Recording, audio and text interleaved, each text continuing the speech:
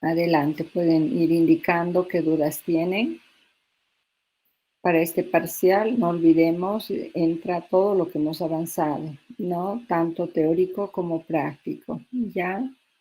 Entonces, no se olviden repasar toda la teoría que hemos desarrollado, ¿no? Como ser, por ejemplo, los principios constitucionales de la tributación, ya.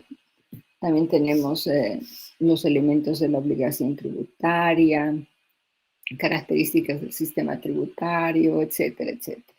Todo lo que hemos desarrollado desde el punto de vista teórico y también práctico, ¿no? Bien, van planteando las dudas que tienen. Tienen la palabra, jóvenes.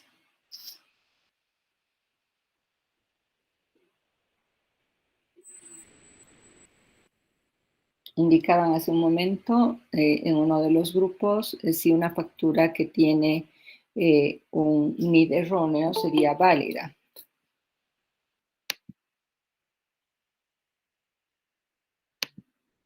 En todas las facturas de compras nos preguntaremos las dos cosas, si es que se informa y si es válida. Adelante. ¿Qué opina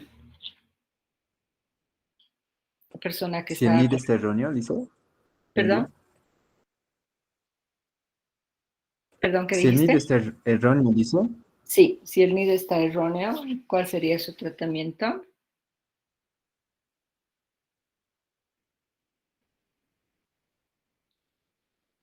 No sería válida, pero sí la informo. No, así. No la puedo informar porque no sabe de quién sería porque está erróneo.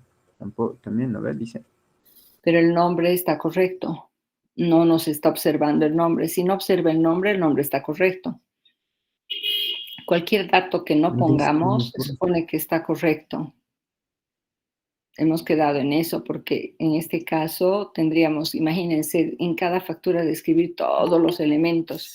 Bueno, el examen sería un libro, ¿no? ¿Sí? Entonces vamos a poner, en este caso el nombre está correcto, pero el NID está erróneo. ¿Qué opinan? ¿No informo o informo? Se han equivocado al poner el NID. El nombre está correcto, pero el NID está erróneo. Puede ser que hayan escuchado mal, hayan cambiado un dígito, falta un dígito, o esté cambiado algún dígito. Eso es tener un NID erróneo. ¿Sí? Entonces, ¿esa factura la informo o no? El nombre sí está correcto. La informo, dice. Ya, la informo, pero no tomo crédito, ¿verdad? Sí. Ya, ahora, si tiene la factura el nombre y el NID de otro contribuyente, ahí ya están mal, Ahí no nombre lo y NID.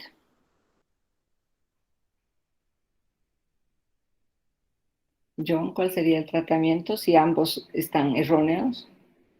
No corresponde ni el nombre ni el NID. no puedo informar ni tampoco tomar crédito. Exacto, muy bien. Ahora, si una factura no tiene fecha de emisión, que no sea prevalorada, ¿no? Porque las prevaloradas pueden no tener fecha de emisión y se toma cualquier fecha como máximo la fecha límite, ¿verdad? En una Sí. prevalorada hacemos eso. Bien, una factura puede ser manual, por ejemplo, sin fecha de emisión. ¿La informamos o no? La informamos, pero no tomamos crédito, dice. Ya, muy bien. La informamos, pero no tomamos el crédito, ¿seguro? Sí, porque no tiene los requisitos, no es válido. Pero no tiene fecha de emisión. ¿La informó? Si no tiene fecha de emisión, ¿la puede No informar? se sabría qué periodo es, ¿verdad? Entonces no se podría Exacto. informar, dice. Ya, muy bien. No es válida, estoy de acuerdo. Pero tampoco podríamos informarla, ¿no? Sí, no podríamos informarla. ¿Por qué razón? Porque al carecer de fecha de emisión no podríamos llenar una fecha de emisión en el libro de compras IVA. Y si no pones fecha de emisión en el libro de compras IVA, no puedes continuar. Ya, entonces esa factura no la puedo llenar en un libro de compras IVA, no la puedo informar, ¿no? Porque la casilla de total compras ya justamente iguala con la casilla con la columna de total facturado de un libro de compras IVA. Entonces, para poner a un libro de compras IVA tengo que poner una fecha. Por eso en las prevaloradas ponemos una fecha cualquiera como máximo la fecha límite de emisión. Pero en una factura manual no puedo hacer eso. ¿Está bien? Sí, ¿Están de dice. acuerdo? Ya, Lice, en ese caso, sí sería una factura computarizada si no igual, tuviera fecha de emisión, igual, no es válida, pero tampoco la puedo informar. pero no se puede escanear el código QR. Bien, ¿qué es lo que pasa? La factura tiene que consignar la fecha de emisión, aunque puedas escanear el código QR. O sea, yo puedo escanear el código QR y de ahí sacar la fecha, es cierto, ¿ya? Pero si no está consignada la fecha de emisión por un error del sistema, por ejemplo, la factura no sería válida. Ah, entiendo, Lice. ¿Me entiendes, no? O sea, tiene que estar registrada en la factura. Ese dato tiene que estar consignado en ese campo, ¿ya? Es poco probable que una factura computarizada carezca de fecha de emisión, ¿ya? Pero en una factura manual es muy frecuente, porque en la mayoría de los sistemas, ¿no?, de computación se establece, ¿no?, que no se pueda pasar de ese dato si no lo llenas, ¿ya? Entonces tendría que ser un sistema computarizado en el cual haya habido falla en ese punto y no hayan puesto un control ahí, ¿no? Solo así podría darse, ¿ya? Frecuente no va a ser. En una manual sí. Es muy frecuente ese problema de que se olviden poner la fecha de emisión. ¿Ya? Dice, Bien, dice, dime. si en caso, digamos, como dice en una factura manual, carece de fecha de emisión, en ese caso nosotros tomaríamos o no. No, no puedes registrarla. Si no tiene fecha de emisión, ya, y en este caso tú no puedes registrar esa factura, no puedes informarla y tampoco puedes tomar crédito. ¿Está bien? Ninguno de los dos. Ya le hice una pregunta más. En una empresa unipersonal, por decir si la factura es a nombre del propietario y su CI también es a nombre del propietario, en ese caso, ¿cómo sería? Dice. No sirve la factura porque si tiene carnet de identidad no puede ir al IVA. ¿Me entiendes? Ya está bien, dice, Esa gracias. factura sería un gasto personal de esa persona, ¿no? O sea, si han consignado el carnet de identidad en vez del NID, ya la factura no vale. Esa factura para esa persona le puede servir en el RSIVA como dependiente, ¿no? Pero para la empresa no es válida. Es un gasto personal. Ahora, si la empresa ha hecho el gasto y ha consignado por error el carnet en vez del NID, entonces la factura la informo, pero no tiene derecho al crédito fiscal. Ahora, si es un gasto que ha hecho la persona, es decir, el dueño, le devuelvo la factura como contador para que la pueda usar como dependiente. En muchas de las empresas, el dueño de la empresa está generalmente con el cargo de gerente general, ¿no? Entonces ahí para el RSIVA le puede servir esa factura, se la puede devolver, si es que el gasto lo ha hecho la persona, ¿no? O sea, el dueño, ¿ya? Pero si el gasto ha salido de dineros de la empresa, entonces es un gasto de la empresa porque está con el nombre del propietario y eso es correcto, ¿ya? Pero por su carnet de identidad lo consideramos no válida, ¿sí? Licen, entonces no se informa.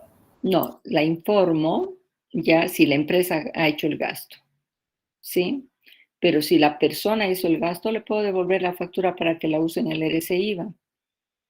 Lo que pasa es que a veces hay gastos que realiza el dueño de la empresa en un unipersonal, eso es muy frecuente, ya, y luego hace una rendición de cuentas en la empresa, ¿sí? Entonces, si la empresa admitió ese gasto, no, la tiene que informar, ¿ya? Pero, ojo, no podría tomar crédito fiscal si es que el gasto lo hizo la empresa, ¿ya? Pero si la empresa no hizo el gasto y lo hizo la persona, directamente se le devuelve la factura y obviamente no informas ni tomas crédito. Que eso es lo más probable, ¿no? Porque la empresa, si hace gastos, no va a registrar generalmente el carnet de identidad, va a registrar el NID, obviamente, del contribuyente, ¿no? Ahora, ¿cuándo aparece con carnet de identidad? Cuando la persona ha hecho el gasto. Pues si la persona ha hecho el gasto, no puedes informar ni tampoco tomar crédito. ¿Está bien? En nuestro medio es muy frecuente en las empresas unipersonales ya que los propietarios de la empresa unipersonal mezclen gastos de la empresa con gastos personales. Entonces ahí el contador lo que hace es seleccionar todo lo que es gasto personal y le devuelve. Ya no la pone en la contabilidad de sus gastos y no admite, ¿no? Como gasto de la empresa. Entonces, si hacemos ese trabajo de depuración de las facturas cuando nos trae el dueño de la empresa, esas facturas ya no llegan a informarse. ¿Está bien? En ese caso no informo ni tomo crédito.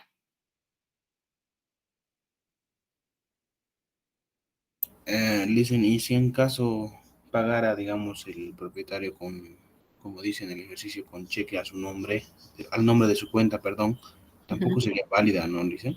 No es válida, pero en este caso la factura está dentro de la contabilidad de la empresa. ¿Ya? No es válida, pero la tendríamos que informar, porque la factura está bien, el problema es el pago, ¿sí?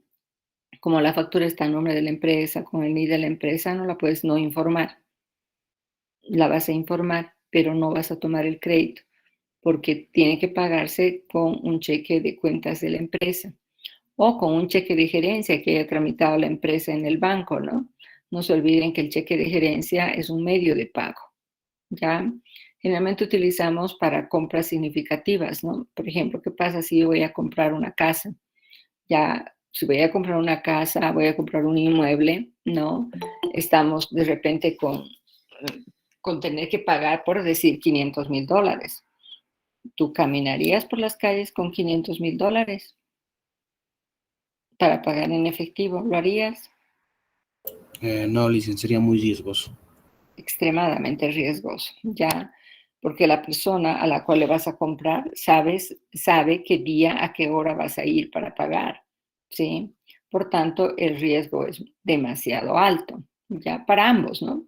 Tanto para el que vende como para el que compra, ¿sí? Por tanto, ¿qué hacemos? Podemos nosotros tramitar en un banco un cheque de gerencia. Hacemos el depósito al banco y el banco nos emite un cheque de gerencia, ¿ya? Y ese cheque es intransferible, está a nombre de la persona a la cual le vamos a comprar el inmueble y simplemente vamos con el cheque de gerencia, pero no vamos con el dinero, ¿sí? Hoy en día es totalmente riesgoso hacerlo ya en efectivo, ¿no? Entonces, en ese caso, el cheque de gerencia obviamente no está consignando el nombre de la persona a la cual le vamos a pagar y también indica quién ha hecho el depósito. Por tanto, es un medio de pago, no hay problema, ¿ya? Pero un cheque de la cuenta del gerente ya es otra cosa, ¿no? En ese caso ya es un cheque de una cuenta personal y esa factura ya no tendría medio fehaciente de pago, por tanto ya no es válida, pero como la factura está bien, la informo. ¿Está bien? ¿Estamos de acuerdo?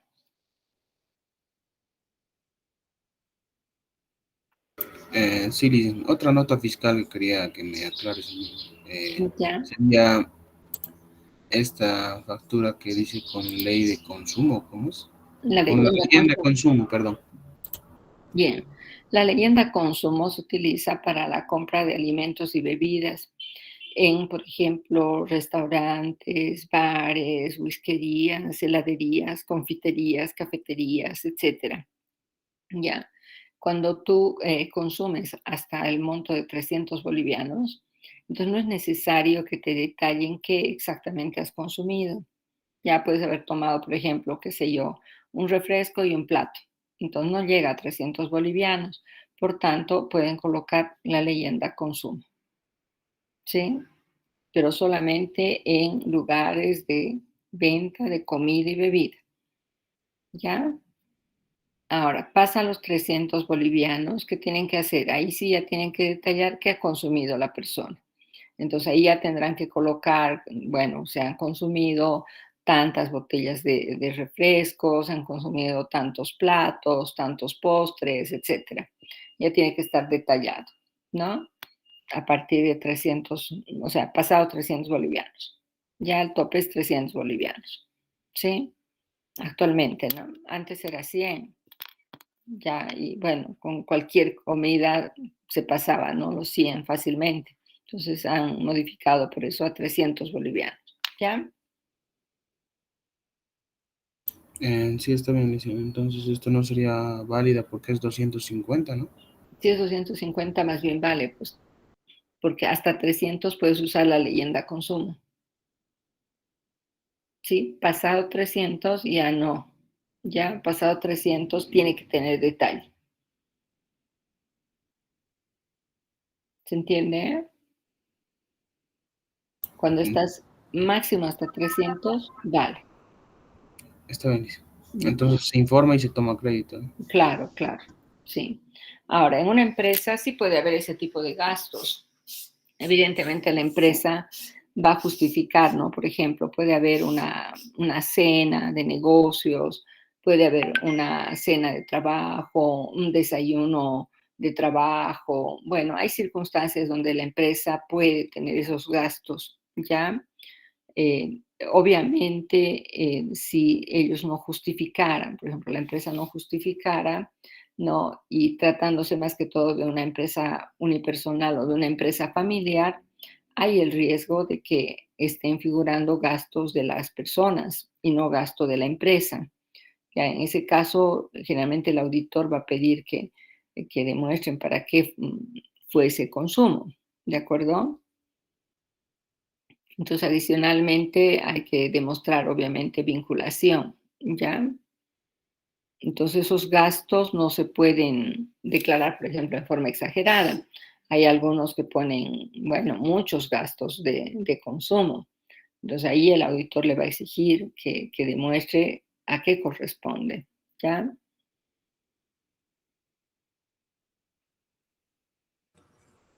Bien, ¿qué más?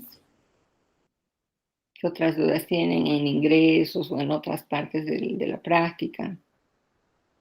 Dice, en el caso de empresa unipersonal, creo que de ese caso está hablando hace ratitos, Ujú. el gasto, la factura cuando va a nombre con carnet de identidad, CI, eso tendríamos que informarla, ¿verdad? Pero no tomar crédito porque es empresa Claro, unipersonal si es un o no. gasto que ha hecho la empresa, sí. La informo, pero no tomo crédito. ¿Ya? Ya, si fuera unipersonal nomás, ¿verdad? Claro. Ujú. Sí. Otra duda dice, en Sí. el caso de servicios de transporte internacional, encontré que en IVA está con tasa cero, ¿verdad? Y en IT no encontré algo, pero por ley general, digo, por generalidad podría decirse que está grabado, ¿verdad? ¿Para qué caso dijiste? ¿Para qué concepto yo? Transporte internacional para el IT. Para el transporte internacional, ya, si es que es de carga, es tasa cero. Pero si es transporte internacional de personas, no. Es transporte Para el IT, internacional. pero dice, Para el IT está grabado, no hay exención. ahí Revisa las está bien. exenciones en IT, para nada menciona exportación de servicios, ya porque en realidad constituye, ¿no? Una exportación de servicios, ese transporte internacional, pero no está dentro de las exenciones. Por tanto, está grabado, ¿sí? Para la pregunta que hace Víctor Hugo, estamos obligados a consignar el nombre y el NID. No puede estar en blanco el campo para esa factura. Para el emisor habría multa. Y si el nombre y el NID está en blanco, el comprador no puede declarar, o sea, no puede informar y tampoco tomar crédito, ¿no? están obligados a consignar nombre y NID, no puede estar en blanco. Ya, y tampoco puedo consignar el código en el sistema actual para aquellas personas que no quieren dar su NID. Tampoco puedo usar aquello, tiene que consignar necesariamente nombre y NID del comprador. Bien, ¿qué otras Dice, preguntas? en ese caso del compañero, entonces, esa multa que usted dice, ¿tendríamos que registrarla nosotros? No, no, no, para nada. Ese es un problema ya del emisor. Al emisor le van a multar por emisión de notas fiscales sin cumplir los requisitos. ¿Ya? El emisor es el que está obligado. ¿De acuerdo? O sea, para el comprador no la puede Está bien, tomar dice. la factura, pero no, el comprador no tiene que pagar ninguna multa. ¿Ya? En nuestro sistema, no, los problemas de emisión de la factura no son objeto de multa al comprador. Ya el comprador, dependiendo cuál es la falla, puede perder crédito fiscal, sí, pero no pagar multa. La multa le corresponde siempre al emisor, ¿ya? Entonces, imagínense que, qué sé yo, que un vendedor hubiera emitido, por decir, 100 facturas que están fuera de la fecha límite, por ejemplo, ¿ya? Entonces, el emisor es el que tiene que pagar la multa, pero el comprador ya sigue tomando crédito fiscal, ¿no? O sea, para el comprador, en ese caso, por ejemplo, no implica la pérdida del crédito fiscal, ¿ya? Pero el emisor sí tendría sanción.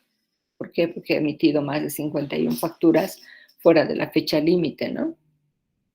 Entonces hay muchos aspectos que debe cuidar el emisor. Ya, el emisor sí está obligado a emitir facturas cumpliendo todos los requisitos. Bien, ¿cómo les fue, por ejemplo, con la pregunta que tiene la venta de inmuebles en propiedad horizontal? ¿Pudieron llenar el Eso quería formulario preguntarle ahorita, dice. 430? ¿Pudieron llenar el formulario 430, John? 430 formulario, Lice. Sí, ¿no han ido revisando las grabaciones de todos los grupos? Cuando hemos ido avanzando la parte práctica, antes de empezar la parte práctica, les dije, es conveniente que revisen las grabaciones de los 3 horarios, ¿no? Porque puedo explicar algún punto en un horario que de repente en el otro no preguntan. ¿Se acuerdan? ¿Han hecho la revisión? No. No, Lice. ¿No? Ya, bien. Entonces, voy a habilitar el formulario 430 un ratito en la página del SIN, ¿ya? Que eso sí van a necesitar, no pueden no usarlo. ¿Eso tiene un tratamiento especial, Lice? Sí, por eso me preocupa.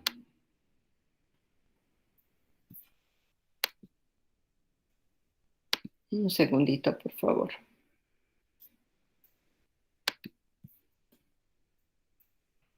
Estoy entrando a información tributaria, al régimen general,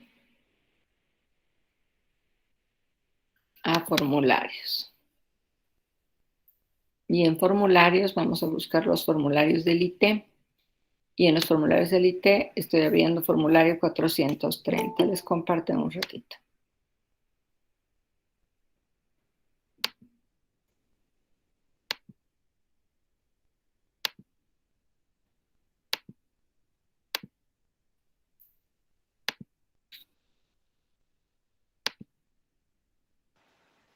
Ya. Podemos ver el formulario 430. Sí, Lice. Ya, cuando hacemos este formulario lo vamos a utilizar principalmente cuando hacemos el registro de una empresa que vende inmuebles o de una empresa que vende vehículos de su uso. ¿Estamos de acuerdo?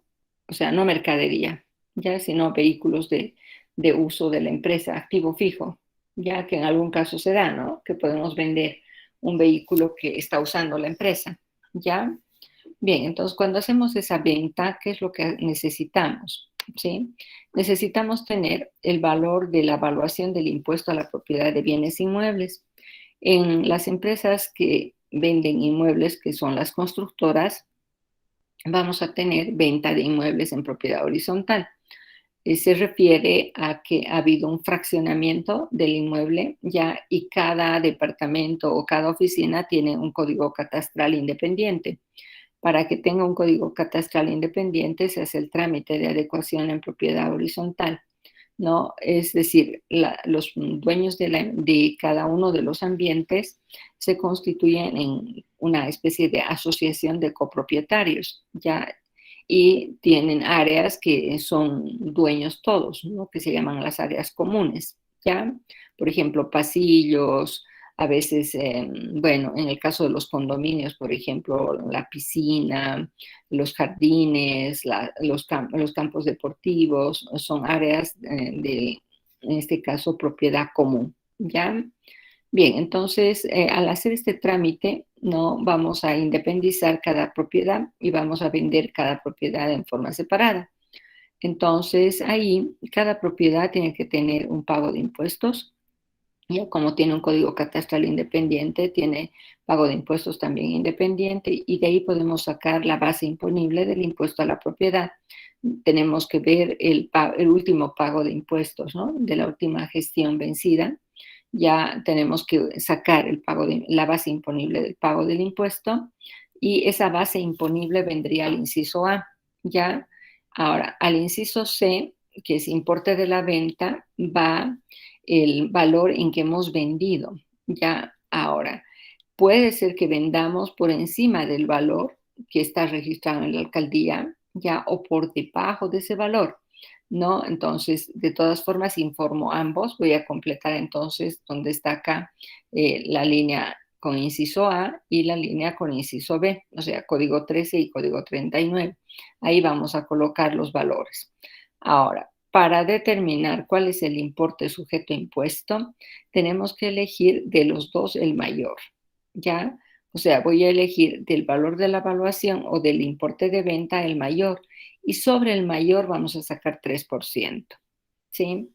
Entonces hay una práctica que tienen de empresa constructora de donde van a sacar los datos, ¿sí? Si alguien la puede ubicar esa práctica, Le tengo, Lice.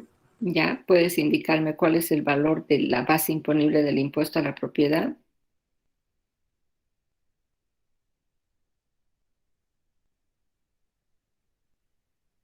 $1.908.000. Ya, esa tendría que registrarse en el inciso A. Y el valor de venta,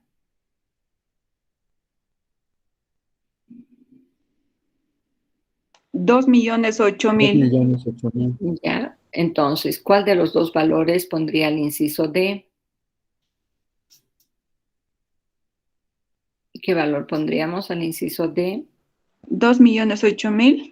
Ya, y sacamos de ese valor 3%.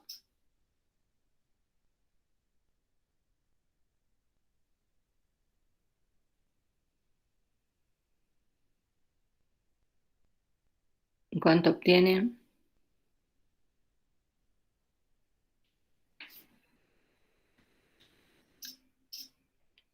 $60.240. Ya. Bien, ese valor que han obtenido ya lo vamos a trasladar luego a saldo definitivo a favor del fisco, al inciso H. Y finalmente al inciso J. ¿Estamos de acuerdo? De esa manera se llena Sí, este Lice. formulario, ¿ya? Y la venta de inmuebles no entra para nada al formulario 400. ¿Me entiende? Ni vehículos Es llenar tampoco, ¿no? perdón, Ni vehículos tampoco entra, ¿no? en el caso de vehículos de uso de la empresa tampoco entraría el formulario 400 porque su IT se paga con 430. ¿Ya? Y este formulario se declara máximo hasta los 10 días hábiles después de la venta. Entonces, si nosotros hacemos la venta hoy día, tendríamos para pagar el impuesto 10 días hábiles en adelante, o sea, de lunes a viernes 2 semanas, ¿no? ¿Sí? ¿Estamos de acuerdo? 10 días hábiles serían, en este caso, ¿qué fecha sería? Si hoy día vendo,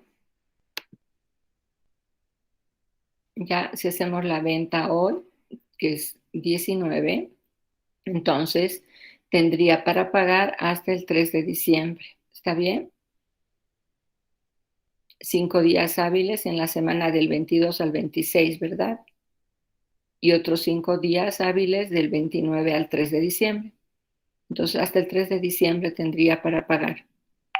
¿De acuerdo? Sin contar hoy día, ¿verdad?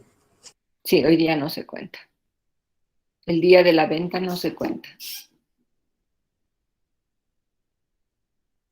Está bien, dice. Bien.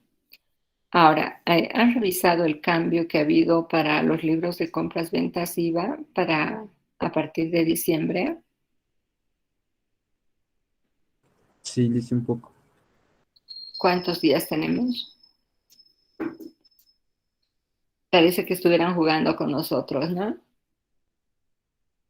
Se aumentó, creo, los días, o no, algo así, me acuerdo, dice, pero ahorita lo voy a revisar. Ya, a ver. Bien, en esa operación que estábamos registrando para no salirnos del tema, terminaremos eso. Cuando tengo la venta de inmuebles, ya el valor del impuesto a la propiedad solo entra al formulario 430. En el IVA siempre voy a poner el valor de venta, no importa si es más alto o más bajo. Para el IVA es el valor de venta. ¿Estamos de acuerdo? En el IVA, lo que tenemos que informar Claro, en es no el grabado, 400, ¿no? en el 200. En el formulario 200 es un no grabado, ¿verdad? La venta de inmuebles. Sí, dice. Entonces voy a poner en no grabados el valor de venta, nunca la base imponible del impuesto a la propiedad. ¿Está bien? ¿Está entendido eso? Sí, dice. Pero en el caso de IT, para esa, no tendríamos que considerar, ¿verdad? No Sería, ¿qué consideramos. El pondríamos? 400 nada. En el 430 se paga. ¿Ya? ¿Está bien? Entonces, para nada, no informábamos nada en Nada, el nada. No formulario. figura. Antes figuraba, ¿ya? Bueno, en el instructivo del antiguo formulario de IT sí se ponía, pero nos hacía todo un problema, nos generaba problemas graves en el cómputo del IUE. Ya, entonces había una especie de metamorfosis, le llamaba yo, del IUE. O sea, cuando declarábamos la venta de inmuebles, el IUE que teníamos se convertía en saldo de pago a cuenta y obviamente eso era totalmente erróneo, ¿ya?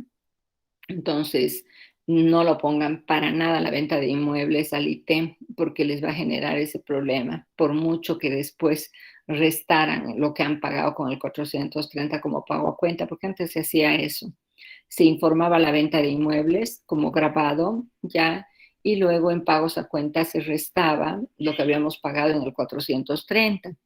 Pero al hacer eso había una transformación del IUE. Entonces, no lo hagan, porque ya, ahora ya, o sea, de hecho, menos mal ha cambiado el instructivo del IT y ya no obligan a informar la venta de inmuebles en el 400. Entonces, por eso la recomendación, al 400 no tienen que colocar para nada la venta de inmuebles. ¿Está bien? ¿Estamos de acuerdo? Sí, dice, está bien. Ese formulario de 430, entonces también lo tendríamos que hacer en ese caso, ¿no ve? Sí, necesariamente. Cuando hay venta de inmuebles, sí, tienen que hacerlo. ¿Ya? Está bien, dice. La pregunta de Roselyn indica que tiene una factura por 500 bolivianos por compra de libros. Se informaría y no se toma crédito fiscal, ¿cierto? La compra de libros es tasa cero. Cuando llenamos un libro de compras IVA, a la columna total compras entra el total y en importe que no genera crédito se elimina el mismo. Entonces ya no tomamos crédito fiscal. Por tanto, entra el total compras, pero ya no aparece en las compras ni en este caso vinculadas con actividad grabada, ni tampoco en las compras comunes, ¿no? Directamente solo se informa, Roselyn. ¿Está bien? ¿Te he entendido? Sí, dice.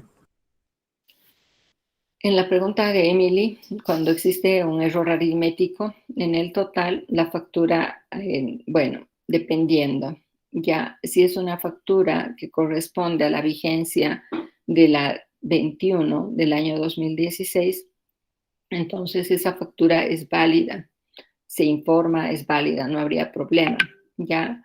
Pero ya cuando entra en vigencia la 17 del 2020, eso es septiembre del 2020, en adelante, la factura con error aritmético ya no genera crédito fiscal. La informo, pero no tomo crédito. Y lo mismo va a pasar con la vigencia de la resolución 11 del 2021. O sea, a partir de septiembre del 2020 en adelante, esa factura ya no podría tomar crédito fiscal, pero sí informa. ¿Está entendido, Emily? Sí, Lice.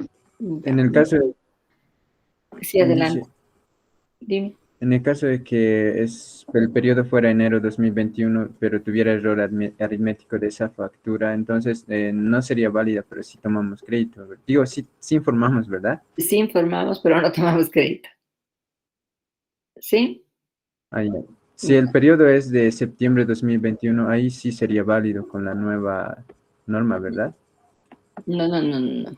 O sea, ¿por qué estoy diciendo esto? En la 21 del 2016 ya te exigían que el numeral iguale con el literal, nada más. O sea, si el numeral igualaba con el literal, la factura ya era válida. ¿Estamos? Entonces, si hay un error aritmético en la determinación del total, contate que igual el numeral y el literal, la factura era válida. Ya, pero la resolución 17 del 2020 ya dice que debemos acreditar el importe de la transacción. Y para acreditar el importe de la transacción ya no puede haber errores. ¿Estamos? O sea, a partir de septiembre del 2020 ya no puede tener errores la factura. Por eso que si tiene un error aritmético, más bien la factura no vale. ¿Está bien? De ahí en adelante. O sea, si hoy día me emiten una factura con error aritmético, no vale. Si me la emiten en diciembre del 2021, no vale. Si me la emiten en enero del 2022, no vale. ¿Sí? Pero esa factura sí valdría en agosto, por ejemplo, del 2020, antes de la vigencia de la resolución 17 del año 2020. ¿Está bien? ¿Está entendido eso? Se informa y tendríamos que no vale para crédito fiscal, ¿verdad, Lice? Sí. Muy bien. Exacto. Sí, está bien. Bien. La pregunta de Noemí indica que tiene una factura de compras por bolivianos 10.000, de gastos personales del propietario de la empresa, con el rótulo comercial de la empresa y el NID de la empresa, ¿sí? Pero son gastos personales del propietario de la empresa. Bien, esa factura, ¿qué implica? Que el propietario de la empresa ha hecho figurar sus gastos, ¿no?, en la empresa, ¿ya? Entonces, esa factura no es válida. ¿Estamos de acuerdo? O sea, ha hecho gastos personales, ¿no?, con dineros de la empresa. Por eso tiene el rótulo y el NID de la empresa. ¿Ya? Por tanto, la factura la van a informar porque, bueno, ha salido con nombre y NID de la empresa. ¿Ya?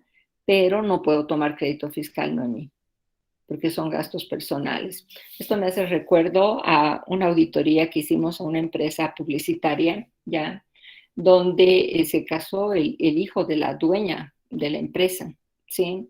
Bien, y el matrimonio se realizó en Santa Cruz, no acá, ¿ya? Y bueno, fueron invitados todos, bueno, la mayoría de los que eran, en este caso, amistades, ¿no?, de la dueña de la empresa. y la empresa pagó los gastos de pasajes y hospedaje. Sí, y bueno, todo hubiera salido para esa empresa correcto, a no ser el descuido de no haber invitado a una de las personas. Uno de los gerentes no había sido invitado y no fue. Y cuando se estaba haciendo la revisión, el señor seguramente estaba muy indispuesto con la dueña de la empresa porque no lo tomaron en cuenta y denunció, ¿no? De que ese viaje no era un viaje de trabajo, sino que era un viaje para la boda del hijo de la dueña, ¿ya? Y bueno, esas facturas tanto de pasajes, de hospedaje, ¿no? Que eran montos muy altos, más que todo hospedaje, porque la boda se realizó en un hotel en Santa Cruz, ya tuvieron que ser todos ellos depurados, ¿no? ¿Sí? ¿Se ubican? La empresa cubrió los gastos personales, porque si se está casando el dueño, el hijo del dueño de la empresa, ¿eso tiene vinculación con la actividad de la empresa publicitaria? ¿Qué dice? ¿Tiene No, dice. vinculación o no?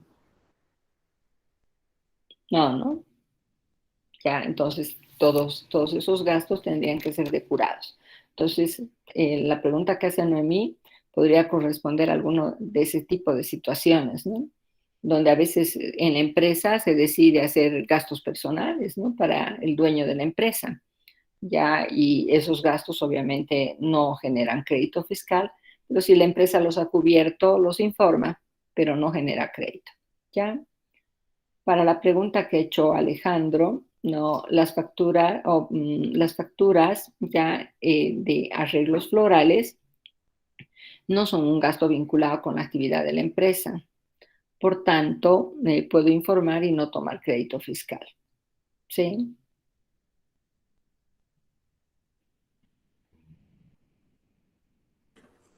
Dice, otra duda. Dime.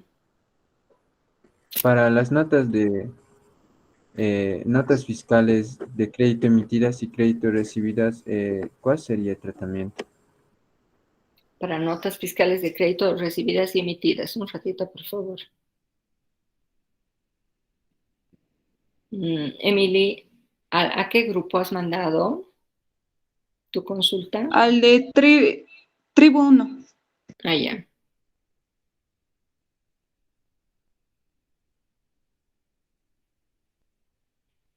La primera foto de Célida, no sé a qué se refiere su consulta.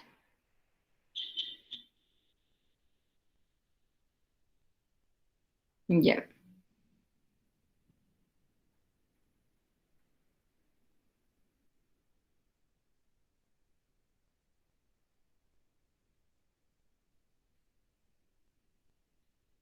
Con el saldo de pagos a cuenta, sí se puede compensar la multa, Emily. ¿Ya? Tienes un pago a Esa cuenta, era mi duda, Lice, gracias. tienes un pago a cuenta de 3,000, ¿verdad? Sí. Ya, y tienes una multa de 236. Ujú. Entonces, el pago a cuenta sí puede compensarse con multas. Lo que no puedes compensar con multas en caso de IVA es el saldo a favor de crédito y en caso de IUE o de IT es el IUE. ¿Ya? Eso no puedes compensar con multas. Pero los pagos a cuenta está correcto, sí puedes compensar con multa. ¿Ya? Gracias, Lice. Sí, es correcto.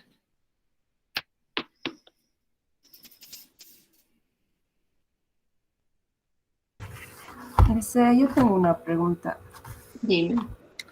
En el caso de las importaciones, por decir, si yo importo libros con base imponible, en ese caso, Lice, ¿se tomaría en cuenta el 14,94%? No, no, Cálculo? porque la importación de libros está exenta. Entonces ya sería cero, no sería ese cálculo, ¿verdad? Exacto. Cero, no genera crédito. Ya la importación de libros no genera crédito, no puedes tomar crédito fiscal de la importación de libros. ¿Ya? Bien, a la pregunta que hizo su compañero de notas de débito y crédito para no olvidarme. No, en las notas de débito crédito, no, las emitidas, en este caso, tienen que ser registradas en el rubro de las compras. ¿sí? Las notas de débito crédito emitidas, pero no solamente voy a registrar en la casilla que corresponda a devoluciones, rescisiones, sino que también la tengo que registrar en el total compras, ¿ya? ¿Estamos de acuerdo? A ver, un ratito, Sí, voy a dice. hacerles un formulario.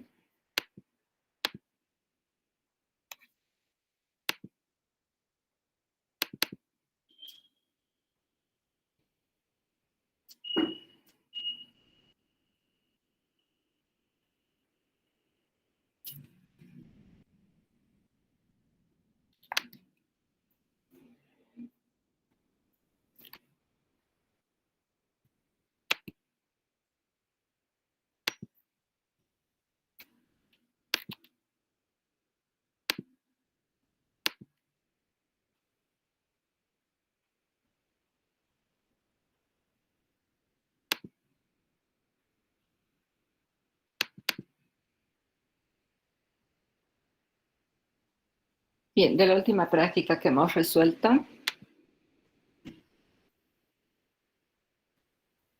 ¿a qué me refiero? Si tengo notas de débito crédito emitidas, las tengo que poner acá, ¿ya? Pero al colocar el monto acá, tengo que aumentar a total compras más. Supongamos que tengo en este ejercicio, por decir, notas de débito crédito emitidas por 2.000 bolivianos. Entonces pongo ahí y esos 2.000 los tengo que aumentar acá. Ya tendría que venir acá y agregar los 2.000. ¿Estamos de acuerdo? ¿Sí está Sí, entendido? está bien. Ya, eso sí tengo notas de débito crédito emitidas. Esas son las que emite el vendedor, ¿ya? Resulta que cuando nosotros realizamos operaciones comerciales, hacemos habilitar facturas, ¿ya? Y también tenemos que tener habilitadas notas de débito crédito por si nos devuelvan, ¿no? Entonces, ahí usamos las notas de débito crédito emitidas cuando el cliente nos devuelve, ¿de acuerdo? Y llenamos en estas dos casillas. En cambio, cuando nosotros compramos y devolvemos al proveedor, entonces colocamos acá el monto. Supongamos que tengo 1.000 bolivianos. ¿Está bien? ¿Estamos de acuerdo? Entonces, las recibidas, cuando nosotros devolvemos de las compras que hemos realizado, entonces registramos acá.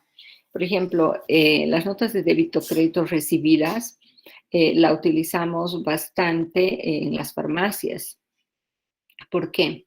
Las farmacias tienen acuerdos con los importadores, ya, y hay varios importadores que tienen ese tipo de compromiso. Todos los medicamentos que están cercanos a vencerse, ¿no? Las farmacias devuelven a la importadora, ¿no? Y la importadora trata de ver algún otro centro que pueda utilizar rápidamente aquello y a veces lo vuelve a vender siempre y cuando haya tiempo todavía para que pueda ser utilizado por un centro, por ejemplo, un hospital, donde el flujo de medicamentos obviamente es mucho más rápido, ¿no? Ya esa es una posibilidad. O la otra, no hacen el cambio. Ya, o sea, la farmacia devuelve un producto que está por vencerse y el importador le da un producto con una fecha de vencimiento posterior. Entonces, a veces hacen el cambio y otras veces les devuelven. Entonces, cuando les devuelven, utilizaríamos esta casilla. ¿Sí? ¿Estamos de acuerdo? ¿Está bien? Sí, dice. Ya, entonces ese sería el efecto. Ahora, las notas de crédito, débito, crédito recibidas, como tienen que ver con compras, no afectan para nada al IT. Ya, esto no entra para nada al IT. Ahora, este valor de notas de débito, crédito emitidas debería ingresar al IT, porque si yo estoy aceptando una devolución en ventas, entonces mi venta está disminuyendo, mi venta efectiva está disminuyendo, pero lastimosamente cuando han regulado ya las notas de débito, crédito emitidas, las toman como notas de respaldo o ajuste para el IVA, pero no como notas de respaldo o ajuste para el IT. Y por ese efecto ya es que ninguna de las dos va al IT, ya por el problema que tiene de regulación la nota de débito crédito, ¿no? Siempre la han considerado como nota de ajuste o regularización de IVA, pero no como nota de ajuste o regularización de IT. Entonces, estas devoluciones que deberían ir al IT a restarse ya de las ventas. O sea, yo debería tomar 800,000 menos estos 2,000 para el IT, ¿no? Eso no lo puedo hacer porque estas notas de débito crédito solo están habilitadas para regularizar el IVA, pero no para regularizar el IT. ¿Estamos de acuerdo? Entonces no las pondríamos en el IT para nada, solamente vendrían al IVA. Y esa sería la forma. ¿Ya? ¿Está bien? Sí, dice, está perfecto. Ya, entonces voy a dejar como estaba el ejercicio para no alterarlo. Licen, otra pregunta, por favor. Dime. Y en un ejercicio encontré que dice IVA pagado. ¿Cómo sería el tratamiento para eso, Lice? Era un IUE de un año anterior, creo, ¿no? Sí, licenciada. ¿De esa pregunta me estás consultando? Sí, licenciada. Ya. ¿Qué es lo que pasa? Para la compensación del IUE con el IT, ya tenemos que, primero, el IUE para compensarse tiene que estar pagado, ¿ya? O sea, no basta que una empresa declare el IUE, sino que lo tiene que pagar, ¿no? Y ese IUE que está pagado recién se puede compensar en el mes siguiente al pago, no en el mismo mes en que pagas, ¿ya? Bien, por ejemplo, ¿qué pasa si este mes ya se me ha agotado el IUE? ¿Ya? Entonces, este año termina en diciembre, ¿no? Y en enero yo ya podría pagar el IUE de la gestión 2021, ¿de acuerdo? Tiene que terminar la gestión para que pague, ¿no? El IUE de la gestión, ¿ya? Entonces, termina la gestión y ni bien termina la gestión, yo puedo pagar el IUE de la gestión 2021. Entonces, si hago el pago en enero, ¿desde cuándo empiezo a compensar? Desde febrero. Desde febrero, ¿ya?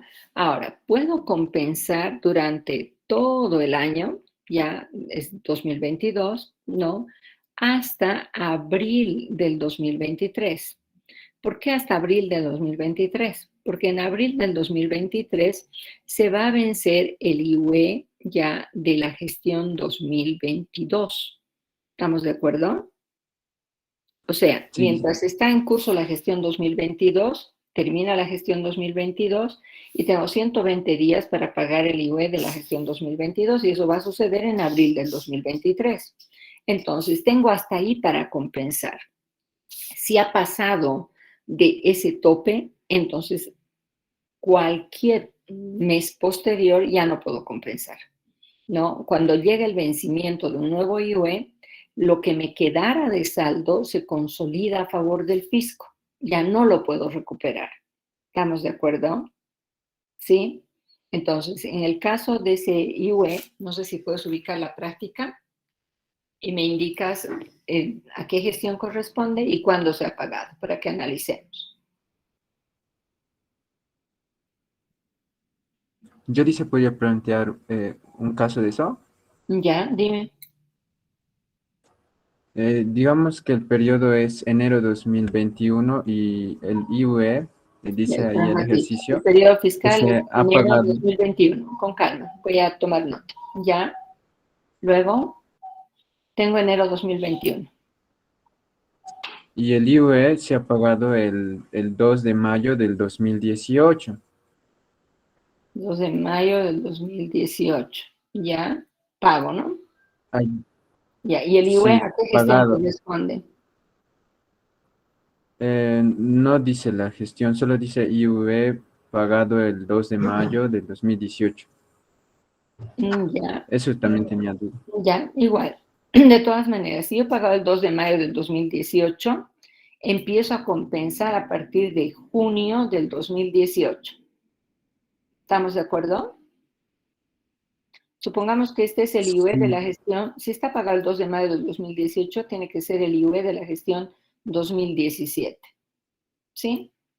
Si es el IUE de la gestión 2017, lo he pagado en mayo del 2018, empiezo a compensar en junio del 2018 y tendría que llegar esa empresa comercial, industrial. ¿Qué tipo de empresa?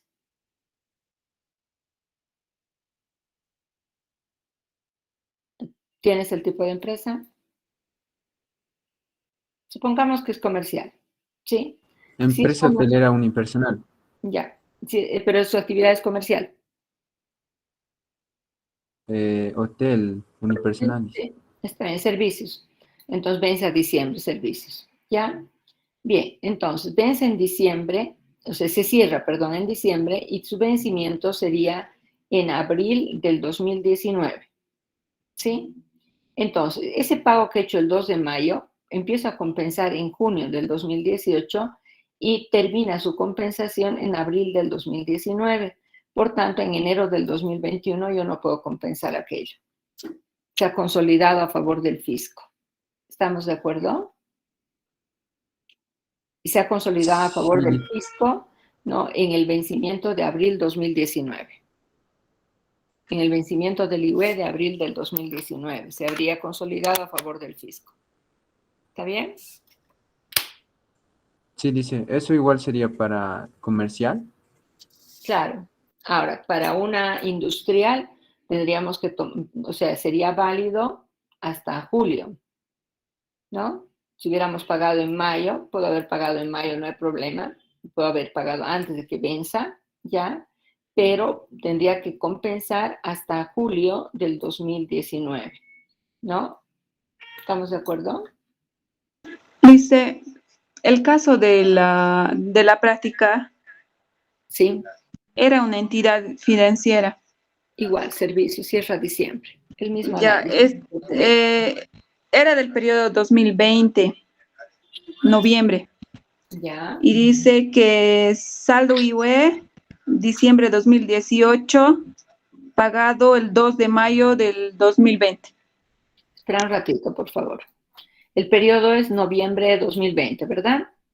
Sí, Ya. ¿El IUE de qué gestión es? 12-2018. 12 del 2018, ¿ya?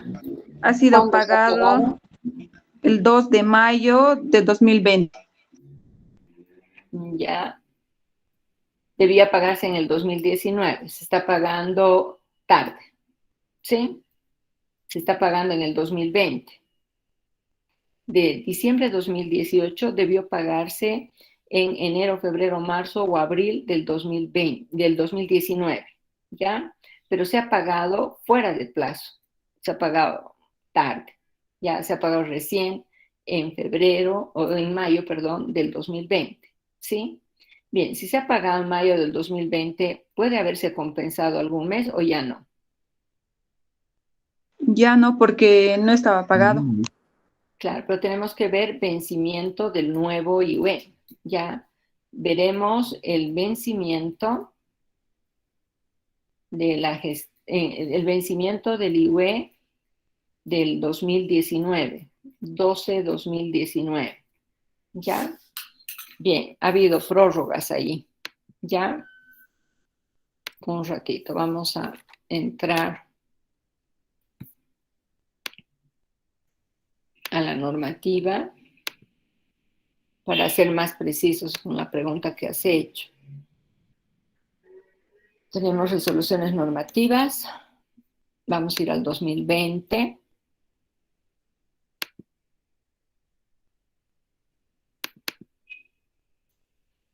Ya, en el 2020 han habido varias prórrogas. Espera un ratito.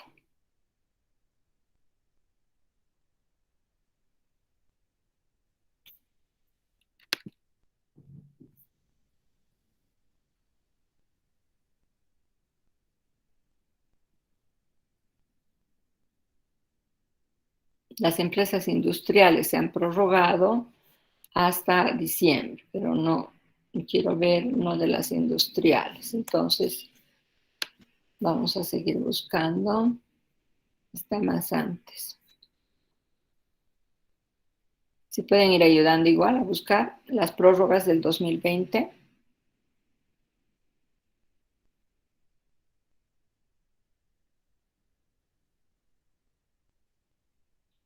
Esta prórroga solo es para Potosí, entonces no me sirve.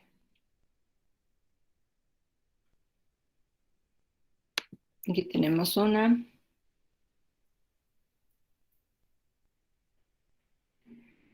Régimen simplificado.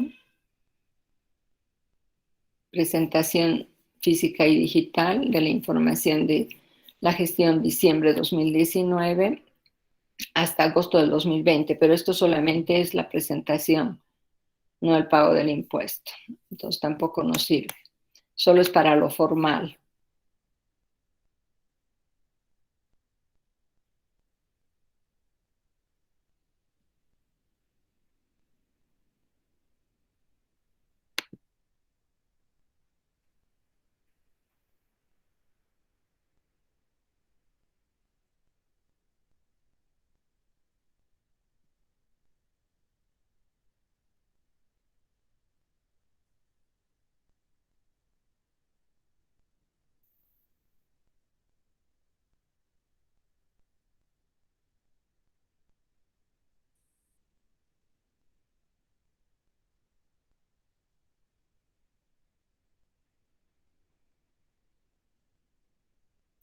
Una dice de industriales, no, dice, pero no aplica, ¿no? Para No, comercial. no aplica.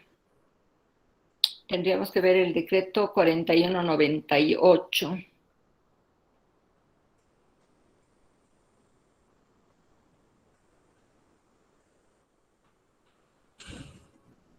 Hasta julio del 2020 está ampliando la presentación de los estados. El decreto supremo 4198. No sé si lo tenemos acá, ese decreto supremo.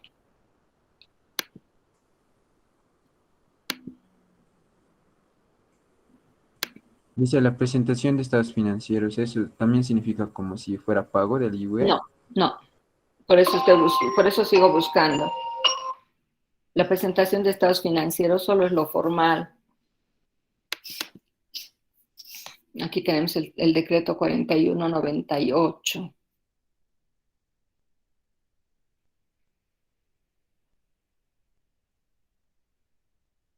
Este artículo es el que nos sirve. Dice, se difiere hasta el 29 de mayo del 2020 el pago del impuesto a las utilidades para la gestión cerrada al 31 de diciembre de 2019. Entonces, mi vencimiento es el 29 de mayo del 2020. ¿Ya? Entonces, hasta esa fecha tenía para pagar el IUE del 2019. ¿Estamos de acuerdo? Por tanto, si yo del 2018 recién he pagado en mayo del 2020, ¿no? ¿Podría compensar en junio o ya no? Del 2020, ¿qué opinan? ¿Puedo compensar o ya no puedo compensar nada? ¿El pago de qué gestión de IVE, dice? He pagado el IUE del 2018, he pagado el 2 de mayo del 2020, recién, ¿ya? Y tendría que empezar a compensar a partir del mes siguiente. Pero el vencimiento del nuevo IUE es el 29 de mayo del 2020, de acuerdo a este decreto, está acá, ¿ya? Es este, ¿sí? Entonces, podría compensar por lo menos un mes, o ese IUE que pagó el 2018 en mayo del 2020 directamente se consolida a favor del fisco. ¿Qué dicen? Podría compensar porque todavía tiene unos días más. No, pero no te olvides, empiezo a compensar en el mes siguiente. Entonces, lo pagado en mayo tendría que compensar en junio del 2020, pero en junio del 2020 ya está vencido el IUE de la otra gestión. ¿Se ubica? De la gestión 2019 se vence el 29 de mayo del 2020. Entonces, yo ya no puedo compensar en junio del 2020. O sea que lo que he pagado del 2018 ya no se compensa nada. Todo se consolida a favor del fisco. ¿Sí está entendido? Ya no puedo. ¿Podrías repetir, por favor, Liz? Ya, o sea, cuando yo pago el IUE de un año, ya, por ejemplo, termina este año 2021, ya, yo tengo enero, febrero, marzo y abril del próximo año para pagar el IUE del 2021, ¿sí? Bien, entonces llega abril del 2021, ya, y esa es la fecha límite hasta la cual yo debería pagar el impuesto sin sanciones, ¿sí? Bien, si yo he pagado en cualquiera de esos meses, empiezo a compensar a partir del mes siguiente y puedo compensar hasta que se venza el IUE de la siguiente gestión. O sea, del 2021 ya voy a pagar en el 2022. Pero del 2022, el 2023 se va a vencer su IUE, ¿sí? Entonces, hasta abril del 2023 yo puedo compensar lo que pague en enero, febrero, marzo o abril del 2021. Ya, pero en este caso estoy pagando tarde, ¿no? El IUE de la gestión 2018 yo debería haber pagado en la gestión 2019, en el año 2019, pero no he pagado. Recién he pagado en mayo del 2020. Entonces, el momento en que yo he pagado el IUE de la gestión 2018, ya estaba, o sea, ya estaba a punto de vencerse el IUE del 2019. Entonces, ese 29 de mayo se vence el IUE del 2019, lo cual ya inhabilita la posibilidad de compensar en junio el IUE del 2018, ¿cierto? Porque yo puedo compensar a partir del mes siguiente, pero en ese mes siguiente ya estoy después del vencimiento del nuevo IUE de la gestión 2019. Acá dice, la gestión cerrada al 31 de diciembre del 2019 se vence el 29 de mayo del 2020. Entonces, ya, ¿qué me está queriendo decir esto? Me está indicando, ¿no?, que al vencerse el 29 de mayo del 2020, si yo tenía un IUE de la gestión 2018 que no hubiera compensado, eso ya no se puede compensar más. Solo puedo compensar hasta mayo del 2020, pero yo recién he pagado en mayo del 2020, entonces ya no puedo compensar nada. ¿Sí? ¿Está entendido eso? Sí, Sí, Liz. ahora sí. Ya. Entonces, ¿qué nos enseña esto? Nos enseña que cuando nosotros, o sea, pagamos tarde un impuesto, en el caso del IUE, no nos podemos tardar tanto como que un nuevo IUE se venza. O sea, no me puedo tardar más de un año, ya, porque si me tardo más de un año, cuando pague, directamente todo se va a consolidar a favor del Estado, ya no voy a poder recuperar con IT. Sí, entonces no puedo atrasarme más de un año. Y lo mismo hemos comentado cuando analizamos planes de facilidades de pago. Les dije, si yo pido un plan de facilidades de pago a 5 años, no me conviene, porque solo lo que pague hasta que se vence un nuevo IUE voy a poder compensar con IT. Se vence un nuevo IUE y ya no puedo compensar con IT, directamente se consolida a favor del Estado. Ya, bien, eso le pasó, por ejemplo, en Cochabamba al Lloyd Aéreo Boliviano. Ellos tenían varios planes de facilidades de pago para el impuesto anual, ya, y se fueron acumulando. Entonces, sacaron planes de facilidades de pago y ellos pensaron que estaba bien ya a más de un año. Entonces, ¿qué estaban haciendo? Estaban difiriendo el pago del impuesto, pero al mismo tiempo estaban perdiendo meses de compensación, ¿no? Entonces, si tú vas a pedir un plan de facilidades de pago en el IUE, nunca te pases de un año, porque todo lo que pagues después del vencimiento de un nuevo IUE ya no vas a poder recuperar. Eso nos está enseñando esta pregunta, porque del 2018 debía pagar el 2019, ¿no? Pero ha pagado el 2020, entonces ha perdido todos los meses de compensación. Se ubica, ¿no? Sí, dice. Ya. En el caso de que hubiera pagado no en mayo, sino un mes antes, que sería en En abril, marzo, en digamos, abril. en marzo, hubiera compensado todavía, si hubiera pagado en marzo, hubiera compensado abril y mayo. Si fuera Hasta el que se periodo vence. en análisis en mayo, ¿verdad? Porque si es noviembre tampoco valdría. O sea, Ajá. Sí, sí, sí. Para noviembre, de hecho, no vale. ¿Estamos de acuerdo? Sí, Lisa. Dice, yo tengo una duda. En ese aspecto, por decir, el IUE tenía que haberse pagado 100 y solamente se paga el 80. En ese caso, ¿ese monto 80 puedo compensar o La tiene que parte pagar? pagada solamente puedes ya compensar en el mes Ah, siguiente, ¿no? Pero entonces siempre y voy a cuando no pagar se haya todo. vencido un nuevo IUE. Ya está bien, dice, gracias. ¿Ya? Entonces, en otras palabras, te puedes tardar en pagar el IUE, pero nunca más de un año, ¿sí? Si tu vencimiento era en abril, hasta abril del otro año, ya tendrías ya que haber pagado si quieres compensar algo. Pero si te pasas de eso y hay el riesgo de no compensar, aquí se habría ganado mayo más por la prórroga, ¿sí? ¿Estamos de acuerdo? Por esta prórroga. ya podría compensar hasta mayo, ¿de acuerdo? Entonces, imagínense que el IUE del 2018 lo hubiera pagado en enero del 2020, ¿sí? Si lo hubiera pagado en enero del 2020, hubiera compensado febrero, marzo, abril y mayo más por esta prórroga. Si no hubiera habido la prórroga, solo hasta abril. ¿Está bien? Pero Sí, Licen. pasado eso, pasado este 29 de mayo, que es el vencimiento del nuevo IUE, ya no puedo compensar. Ya, o sea que junio, julio, adelante, no. Para noviembre, imposible. ¿Estamos de acuerdo? Sí, dicen, y en caso, digamos, de que, como usted dice, se pudiera compensar, ¿cómo podríamos hacerlo en el formulario? No tendríamos que pagar. En el formulario solo se traslada, en este caso, de gestión de mes a mes, perdón, solo se traslada lo que puedes compensar. O sea, la parte que ya no puedes compensar, dejas de trasladarla directamente y no hay que hacer ningún ajuste en este caso. ¿Sí?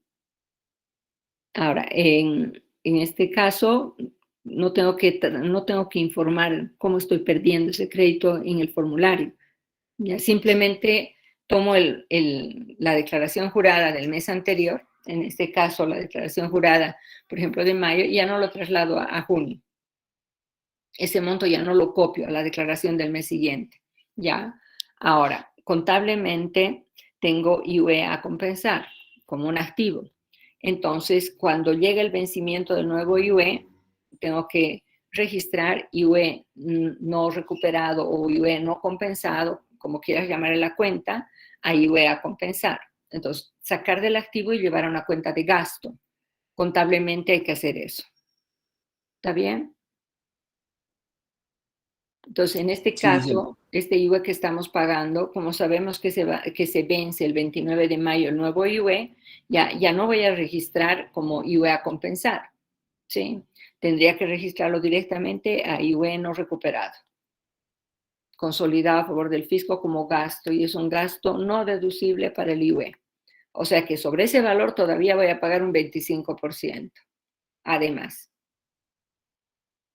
Entonces, ¿me conviene pagar tan tarde? Ahí tienen una razón más para no pagar tarde, que en la gestión en la cual yo voy a registrar al gasto es un gasto no deducible, lo cual implica pagar 25% de impuesto. ¿Sí? ¿Nos Sí, conviene? Licen. En ese caso no. Bajo ningún concepto, jóvenes. O sea que cuando ustedes trabajen en las empresas, el IUE de cualquier forma, aunque prestándose dinero de alguna entidad financiera o de alguna otra persona, ya tenemos que tratar de cubrir el IUE, ¿no? El IUE no lo podemos dejar impago por más de un año, ¿no? Eso es totalmente adverso para la empresa, ¿ya? Está entendido ahora, ¿no? Lice, en caso de que sí se puede tomar, compensar, directo va a la fila 5. Claro, trasladamos de gestión a gestión. Esperamos un ratito, por favor, te voy a mostrar.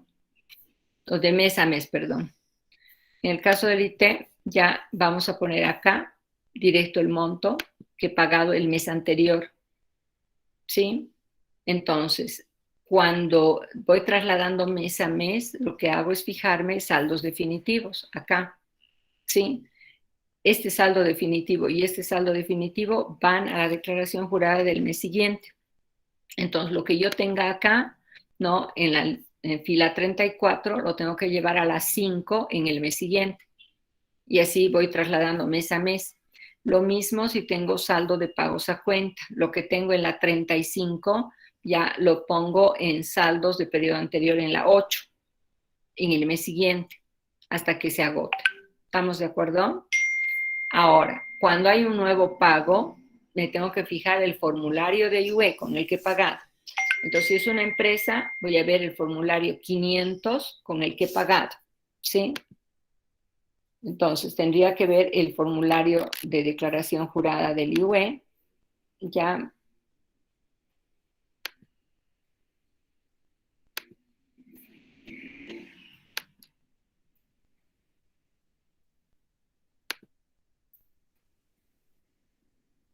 Tenemos acá el formulario del IUE, Entonces, ¿qué tengo que hacer? De este formulario tengo que ver esta última casilla, ya la que está en la línea T, que es importe a pagar en efectivo. Entonces, tengo que ver cuánto he pagado en este formulario 500 y eso llevo a la fila 5. ¿Está bien? Si es que puedo compensar, obviamente, en el mes siguiente. ¿Ya? Entonces me fijo qué fecha he pagado. Acá va a estar la fecha en que he pagado. Entonces tomo la fecha en que he pagado, al mes siguiente lo traslado a este saldo. ¿Sí? Ahora, si lo pago en cuotas, supongo que declaro el 500 y pago con boleta de pago una parte pago con el 500 y parte pago con la boleta de pago. Entonces, cuando he hecho el pago inicial, en el mes siguiente llevo lo que he pagado acá. Si pago con boleta de pago, eso sí lo puedo agregar al saldo que me quedara de lo que pagué inicialmente. Se puede acumular si es que hay pago fraccionado de este IUE, ¿ya? Pero lo que no puedo acumular es el IUE de un año con el IUE de otra gestión. Entonces, el IUE de la 2018 no se puede acumular al IUE del 2019, por ejemplo. ¿Sí? ¿Está entendido? ¿Estamos de Sí, acuerdo? dice. Ya. Bien, jóvenes, pasaremos al otro grupo, ya, y si tienen todavía alguna duda, pues se conectan al otro horario. Si no, después de que terminemos las 3 clases, revisan, y ahora sí revisan ya las grabaciones de dudas de las 3 clases, ¿sí? Por favor. ¿Ya? Está bien, dice.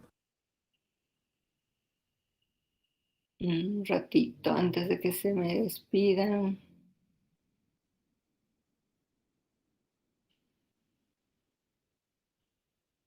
Los ingresos que corresponden a espectáculos públicos. Bien, en este caso, ¿para qué tipo de pregunta es, Noemí? Unidad Espectáculos educativa públicos creo no que es estaría eso, dice. vinculado, ¿no? Perdón.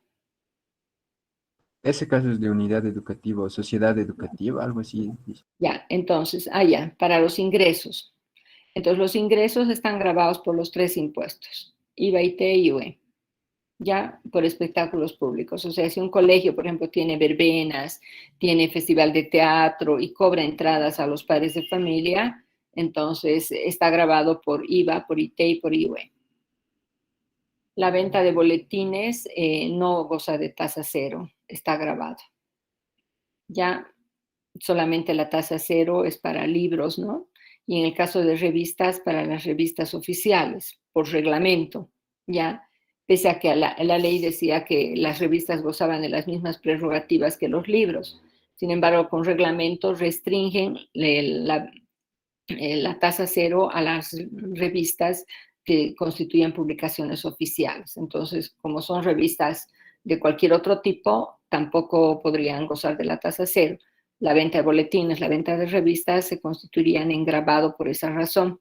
Ya hay algunas fiscalizaciones que han observado eso. Anteriormente estábamos basándonos en la ley que daba las mismas prerrogativas a los libros y las revistas, pero como el reglamento indica esto, en fiscalización están aplicando eso, estamos por eso aplicando ese criterio. Luego, ¿cuál era tu duda, Emily, en la pregunta de la práctica 183? Es un poco complicado, Lisa. A la otra clase me voy a conectar. Ya, por favor, ahí me la planteas. Ya. Bueno, los boletines informativos ya hemos indicado que es grabado, no es tasa cero. Agua potable, gas domiciliario. Bueno, cuando no tomo crédito fiscal, cuando no coincide el domicilio solamente.